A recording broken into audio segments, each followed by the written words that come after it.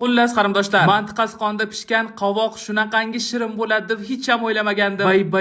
Bay, buni mazaliligini. Keling qarindoshlar, shunday mazali qovoqni qanday qilib tayyorlanishini sizga ko'rsatib beraman. Mana shunaqangi Chin bozor do'konimizda sotilayotgan kichkindekkina shiringina mantiqasi qonchani olib, ichiga shunaqa uzun qilib kesilgan qovoqni solib, ustidan ayyanmasdan shakarni quyar ekanmiz-da. Shunaqa me'yorida qaynab turgan suvda 20-30 daqiqacha pishishga jo'natar ekanmiz. Va nihoyat qarabsizki, bizni bir-biridan mazali parda pishgan qovoqlarimiz tayyor bo'ldi qarindoshlar. Ana endi buni shunda olib yeyish yo'q, padachaga tayyorlaymiz. Qovog'imizni yanada mazali qilish uchun ustidan shunaqa ayyamasdan asalli quyib, bo'ldimi? Asal quygandan keyin yesak bo'ladimi deydigan bo'lsanglar, yo'q, hali tayyor bo'lmadi. Buni ustidan esa shunaqa maydalangan yong'onni sepamiz qarindoshlar.